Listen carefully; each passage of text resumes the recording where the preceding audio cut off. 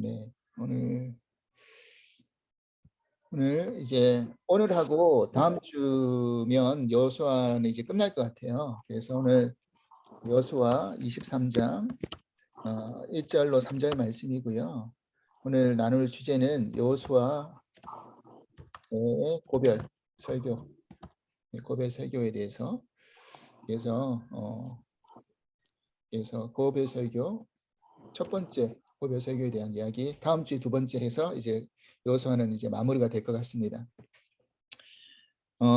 그 여호수아는 총 24장으로 되어 있거든요. 24장으로 되어 있는데 여호수아서는 그 중에 이제 23장하고 24장이 이제 고별 설교입니다. 근데 이제 그 고별 설교의 대상이 23장에서 나오는 대상은 누구였냐면 바로 그 이스라엘 백성들의 리더들, 그러니까 지도자급들을 모아놓고 이제 마지막 당부의 말씀 고별 설교를 한 내용의 기록이 23장이고요. 24장은 이제 이스라엘 백성들 백성 전체를 모아놓고 했던 고별 설교의 내용이 24장에 등장을 합니다. 우리가 사실 뭐 저도 그 임지를 이제 뭐 옮겨갈 때가 있지 않습니까? 뭐 한국에서 부목사를 마치고 또 미국으로 왔을 때 또 미국에서 또 그 섬겼던 교회에서 또 다른 교회로 옮길 때 그러면 이제 마지막 고별 설교를 하게 되죠. 그래서 제가 지나가 보니까 제일 기억에 남는 설교는 뭐냐라고 보면 이제 마지막 했던 설교가 제일 기억에 남는 것 같아요. 물론 첫 번째 부임했을 때 했던 설교도 참 기억에 많이 남는데 그때는 좀 실수도 많고 부임하면서 했던 설교들은 실수도 많고 기억에는 오래 남지만 뭔가 좀 부족하다라는 그런 느낌이 많았다고 한다면 정말 고별 설교에서는 사실은 정말 제일 하고 싶은 말을 하지 않겠습니까? 그리고 그 속에는 사실은 모든 뭐 그럴 거 아니에요. 뭐 허세라든지 어떤 무게 잡는 일도 없을 것이고 겸손하게 욕심도 없이 그냥 당부하고 꼭 하고 싶은 말을 남기고 가고 싶었을 것이라고 생각이 듭니다. 그래서 오늘 하고 다음 주 이제 23장, 24장에 남겨진 여호수아의 마지막 고별 설교를 우리가 살펴보면서 그가 이야기하고 싶은 핵심이 뭔가 그 핵심을 우리가 듣고 이제 우리도 그 여호수아의 마지막에 남긴 말을 우리가 기억하면서 우리가 이 땅 안에서 어떠한 삶을 또 계획하고 선택하며 나아가면 좋을까를 깨달을 수 있는 그런 시간이 되었으면 좋겠어요. 자, 그러면 23장 리더들을 모아놓고 했던 이야기가 뭐냐? 오늘 3절에 이렇게 이야기하죠. 너희 하나님 여호와께서 너희를 위하여 이 모든 날에 행하신 일을 너희가 다 보았거니와 너희 하나님 여호와 그는 너희를 위하여 싸우신 이시다. 너희를 위하여 싸우신 분이 바로 너희 하나님 여호와다. 사실 그 구약의 내용, 특별히 하나님의 어떤 그 율법의 내용을 그 정리하라고 한다면 그 한마디로 뭐라고 요약할 수 있느냐면 너희가 정말 내 말을 듣고 순종하여 지키면 복이 되지만 순종하지 않고 어기면 그게 저주가 될 것이다. 화가 될 것이다. 뭐 이것이 이제 거의 핵심이라고 볼 수 있겠죠. 지키면 너희가 축복이고 복이지만 지키지 않으면 저주가 될 것이다. 이게 핵심의 내용이라고 볼 수가 있습니다. 사실은 그 내용을 잘 표현하고 있는 내용이 23장, 24장의 내용이에요. 그래서 내가 너희 앞에 복과 저주를 두겠다 이런 말씀이죠. 근데 우리가 이 의미를 좀 잘 깊이 새겨볼 필요가 있어요. 내가 너희 앞에 복과 저주를 둔다는 말이 그런 무슨 이야기인가? 그러니까 신명기 28장을 보면 축복에 대한 장이잖아요. 축복장이라고 해가지고 축복에 대한 이야기도 굉장히 많이 나오지만 너희가 하나님의 어떤 그 말씀의 율례와 규례를 지키면 복이 된다. 그래서 복의 언약도 있지만 너희가 지키지 않으면 또 저주가 된다. 저주의 언약도 있다는 거예요. 그럼 우리가 생각할 때 하나님은 정말 자비하시고 사랑이 많으시고 은혜가 넘치시는 분이시라고 한다면 굳이 왜 하나님이 이렇게 저주의 어떤 언약을 그 선포해 놓으시는 걸까라고 의아해할 수도 있다라는 것입니다. 그런데 우리가 성경을 읽고 그 성경의 역사를 가만히 살펴보면 이 저주가 꼭 저주가 아니에요. 무슨 말이냐면 어떤 저주가 궁극적으로 저주로 끝나지 않았어요. 이스라엘 백성들에게는 끝나지 않았죠. 내가 너희를 멸망시키겠다. 너희가 내 말을 했잖아. 멸망시키겠다. 뭐 이게 저주를 끝내지 않고 하나님은 항상 뭘 그 다음에 준비하십니까? 회복을 준비하세요. 그죠? 그래서 완전히 멸망시키고 끝장내는 게 아니라 그 과정 속에서 다시 회복을 준비하시는 분이 하나님이시더라는 거예요. 그게 하나님의 놀라운 사랑의 개념이죠. 그래서 그렇게 끝나도록 하나님 내버려 두시지도 않으세요. 중간에 채찍을 들으시고 또 어떤 고난을 허락하시긴 하시지만 완전히 끝내지는 않으신단 말이에요. 그러니까 결국 이거는 뭐냐면 하나님이 어떤 이 저주라는 언약을 통해서 그렇게 말씀하신 이유는 너희가 그렇게 가지 않도록 하나님이 경계하게 만들어 놓으신 거라. 그 지난주에 그 보복 동행 보복법에 대한 이야기도 말씀을 드렸을 때 눈에는 눈, 이에는 이, 이거에 뭐라고 말씀드렸습니까?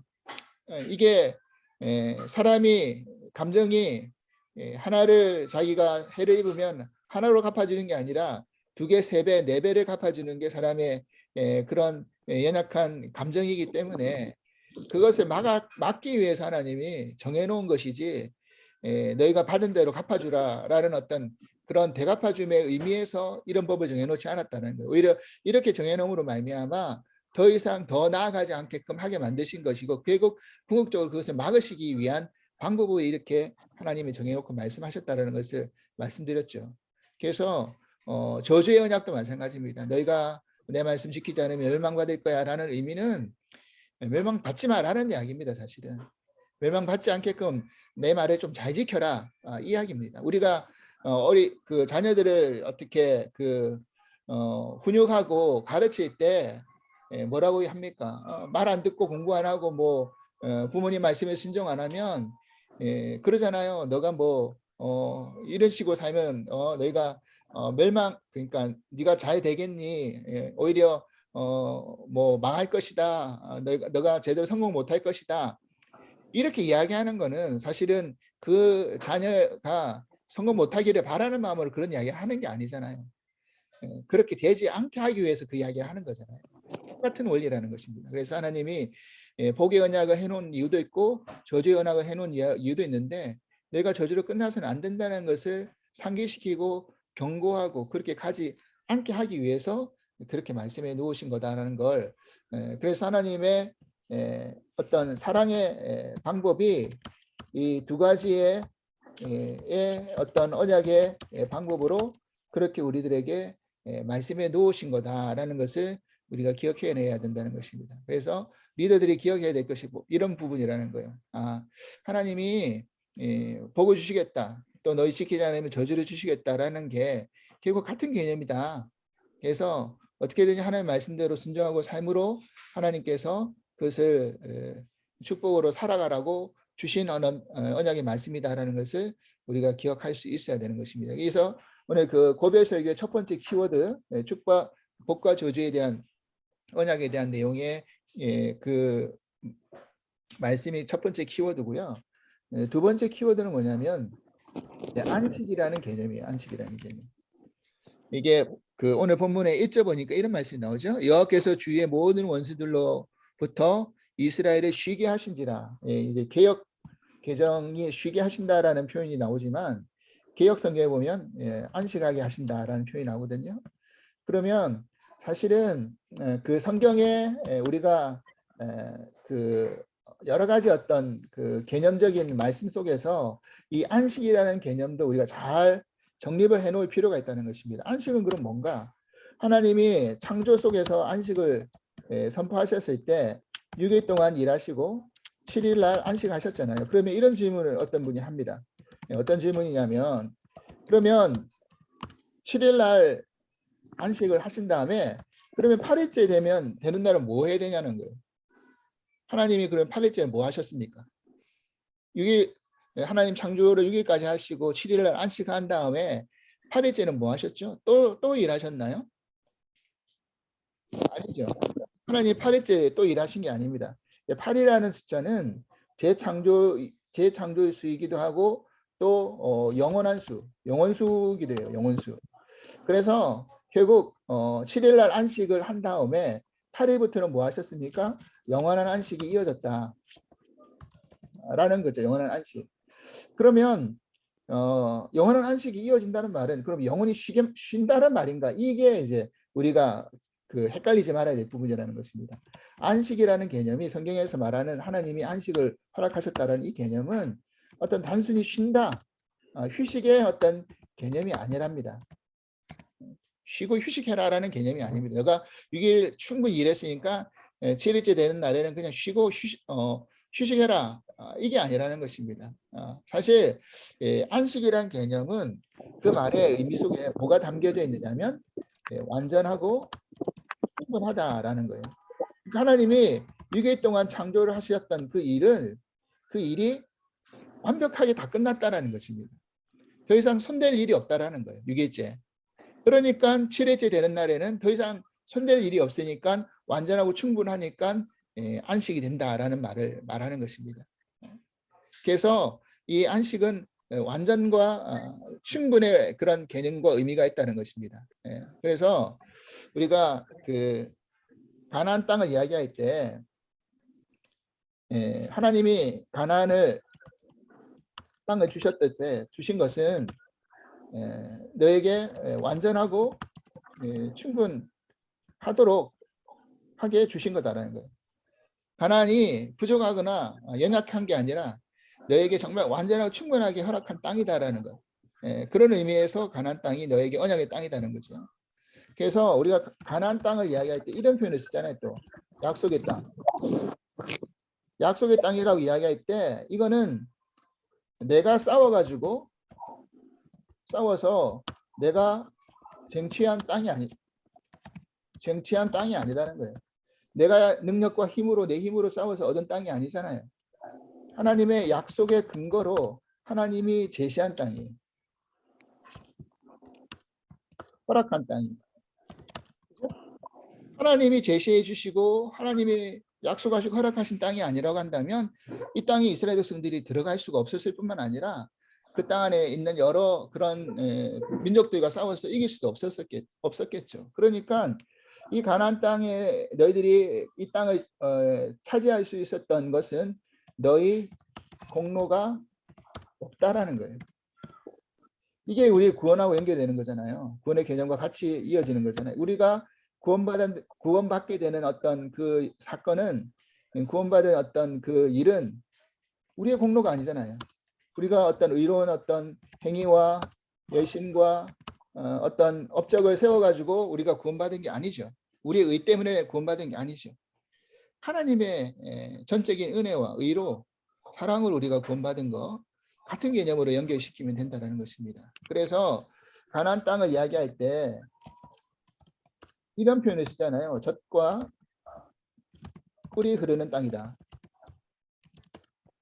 근데 이제 젖과 꿀이 흐른다는 이 의미가 하나님이 통치하신다. 이런 의미도 된다는 것입니다. 그 히브리적인 어떤 사고에서 젖과 꿀이 흐른다라는 것은 하나님이 다스리시고 하나님이 통치하신다라는 이야기인 것입니다. 그래서 너희에게 하나님이 이제 쉬게 하신다, 안식하게 하신다. 이 가나안 땅에서 그런 어떤 말의 의미가 뭐냐면 바로 하나님이 허락하신 이 땅이 완전하고 충분한 땅으로서 이게 너의 공로가 아니라 하나님이 공로로 이루어 가신 땅이다. 그러니까 첫째도 하나님의 은혜, 둘째도 하나님의 은혜, 셋째도 하나님의 온전하고 충분한 그런 안식과 은혜다. 이것을 잊지 말아라라는 것입니다. 그렇게 해서 이제 그 23장 1장 고베 설교의 서두를 시작하는 거죠. 그래서 우리가 구원받아서 이 땅 가운데 살아가는 그 모든 것이 바로 그 하나님의 은혜가 아니고서는 살 수 없었다는 것을 우리가 기억해야 된다는 것입니다. 그리고 또 23장 안에서 중요한 키워드가 하나 더 있습니다. 뭐냐면 23장에 보면요, 이 반복되는 단어들이 있어요. 근데 이게 굉장히 많은 반복이 일어납니다. 뭐냐면요, 그 23장이 총 16절인데 16절 가운데 13번이나 반복되는 단어가 있어요. 이게 뭐냐? 바로 너희 하나님 여호와, 너희 하나님 여호와라는 단어입니다. 너희 하나님 여호와께서 3절 보면 너희 하나님 여호와께서 너희를 위하여, 뭐 너희 하나님 여호와가 너희를 위하여 싸우신 이시다. 그죠? 이 너희 하나님 여호와라는 단어가 3, 4, 5, 6, 뭐 7, 8 계속 이어져요. 그래서 이게 13번이나 등장한다는 것입니다. 그러면 잘 아시다시피 어떤 성경에서 반복은 그냥 우연한 게 아니죠.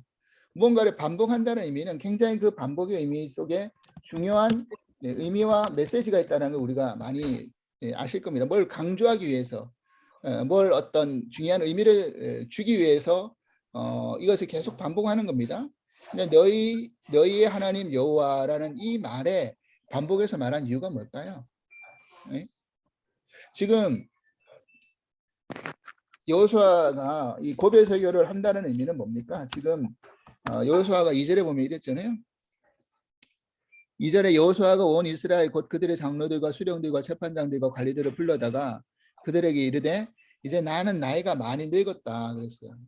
여호수아가 이제 자기가 이제 나이가 많이 늙어서 이제 나도 하나님 앞에 갈 때가 얼마 남지 않았다라는 것을 인지하고 이제 말하는 거잖아요. 자, 그러면 그렇기 때문에 고별 설교를 하는 거겠죠. 이제 나도 간다라는 거잖아요.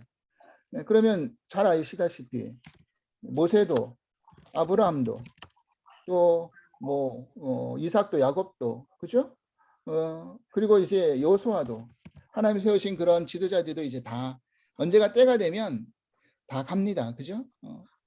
그런데 중요한 건 뭐냐면 이런 사람들이 다 간다 할지라도 나도 간다 할지라도 뭐가 되는 겁니까?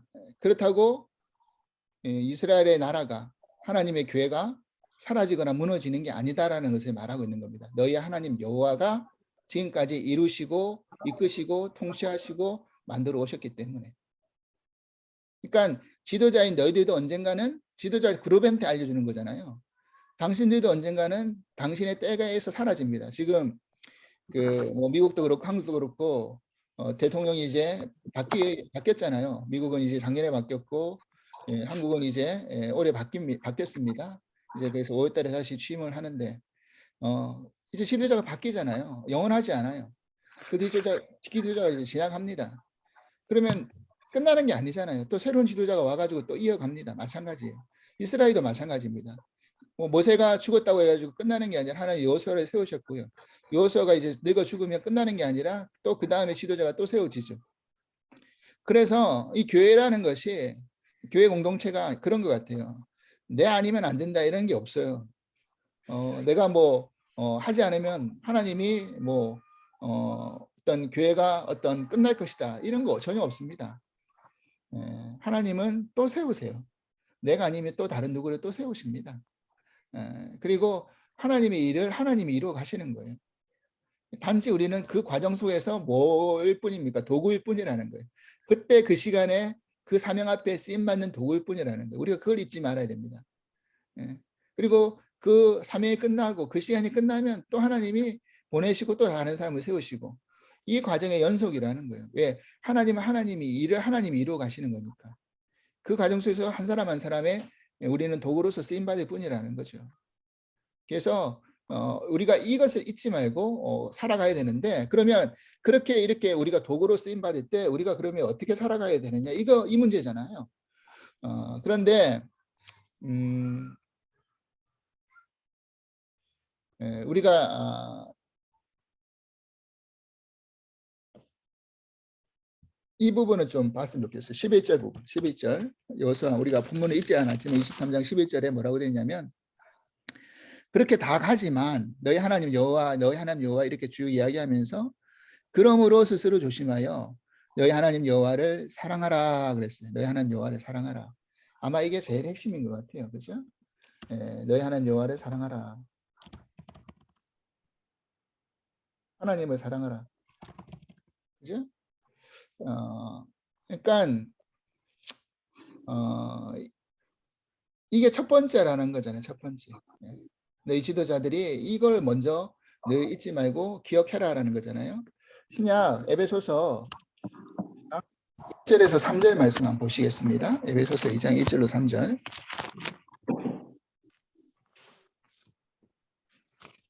애플 뮤직에 복원함에서 그 항목을 찾을 수 없습니다.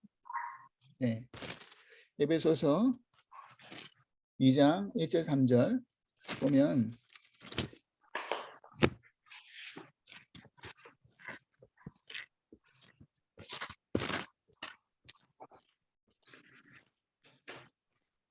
뭐라 되어 있냐면요. 그는 허물로 죽었던 너희를 살리셨도다. 그때 너희는 그 가운데 행하여 이 세상 풍조를 따르고 공중권세 잡은 자를 따랐으니 곧 지금 불순종 아들 가운데 역사하는 영이라. 전에는 우리도 다 그 가운데 그의 육체의 욕심에 따라 지내며 육체의 마음이 원하는 것을 하여 다른 이들과 같이 본질상 진노의 자녀들이었다. 안식을 누린 지 오래가 되었는데 이스라엘 백성들이 그렇게 되기까지 그 전에 우리가 어떤 사람이었다는 것입니까? 우리가 다 본질상 진노의 자녀였다. 그러니까 그런 우리를 구원하셔서 전적인 하나님의 은혜로 가나안 땅에 인도해 내셨다라는 거잖아요.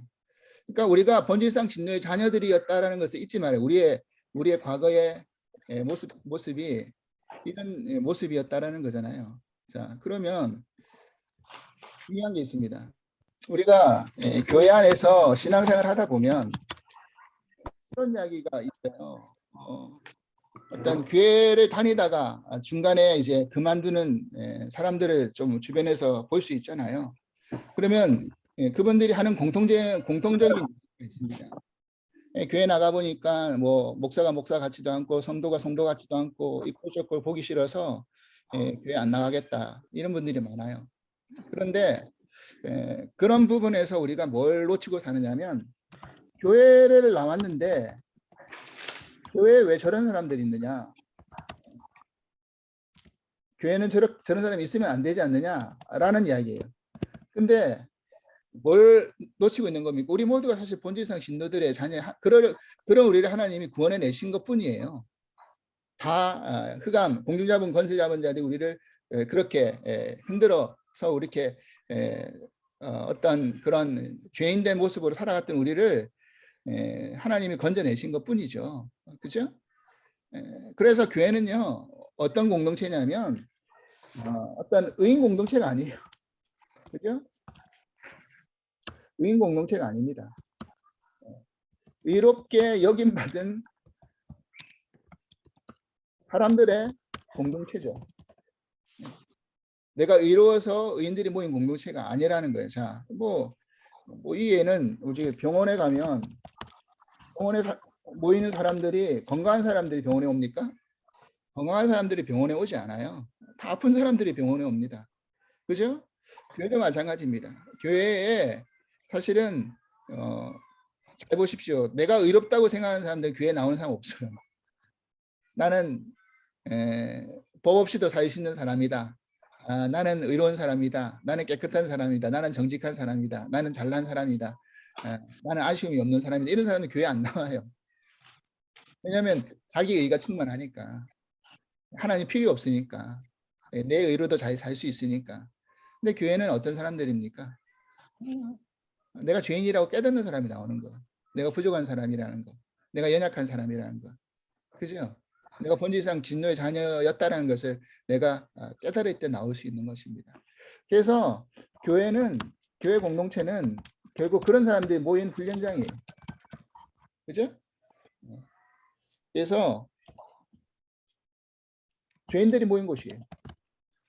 병원에는 환자가 모인 것이고 교회는 죄인들이 사실 모인 곳이에요.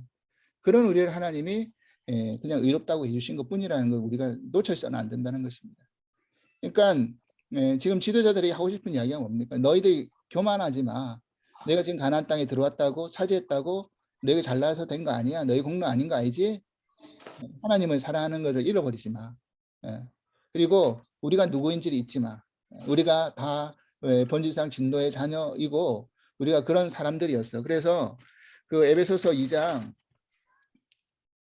21절 22절 말씀 보면 아까 읽었던 뒷부분 뒤에 후에 가면 뭐라고 되어 있냐면 그의 안에서 건물마다 서로 연결하여 주 안에서 성전이 되어가고 너희도 성령 안에서 하나님과 같이 저수가 되기 위하여 그리스도 예수 안에서 함께 지어가느니라 그랬어요. 자, 그리스도 예수 안에서 함께 지어간다. 그죠?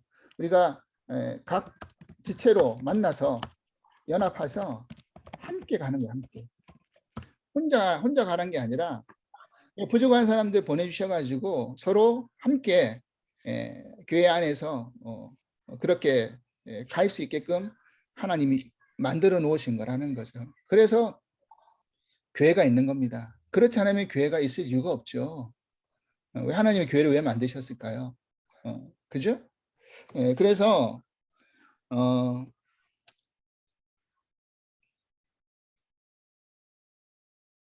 우리가요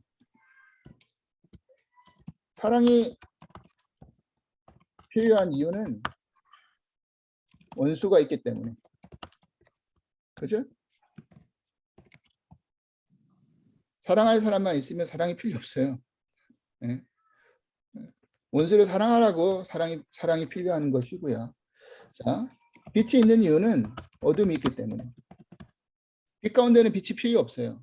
어둠이 있으니까 빛이 필요해서, 그죠? 대낮에는 빛이 필요 없지만 어둠이 있기 때문에 빛이 필요한 것이고요. 세상에 맛을 잃어버렸기 때문에 소금이 필요하죠. 맛을 내기 위해서. 그죠? 그렇지 않으면 소금이 필요 없잖아요. 맛을 내기 위해서 소금이 필요한 거잖아요.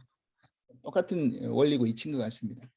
그래서 우리가 이 땅 안에서 하나님이 그 역할을 하라고 부르셨다고 한다면 우리가 서로 진노의 자녀로서 번지상 진노의 자녀로서 같이 연합하여 지어가는 것을 기억하면서 서로 부족하다는 것, 나도 완전하지 않다는 것, 허물 많다는 것, 이 사순절에 사실 그런 것 때문에 예수님이 십자가를 지셨는데 그걸 우리가 깨닫고 우리가 여호수아의 마지막 고별에 담겨진 그 메시지를 기억하면서 우리가 서로 사랑하고 하나님을 사랑하고 서로 사랑하면서 이렇게 서로 연합하여서 함께 하나님의 그런 교회 하나님의 나라와 가난과 교회 공동체를 이루어갈 수 있는 은혜가 임할 수 있기를 그렇게 기도하겠습니다. 오늘 여기까지 하겠습니다. 기도합니다. 하나님 감사합니다. 하나님께서 이제 여호수아의 마지막 고별 선교에 담겨 있는 그런 메시지를 허락해 주시니 깨닫게 해 주시니 감사합니다.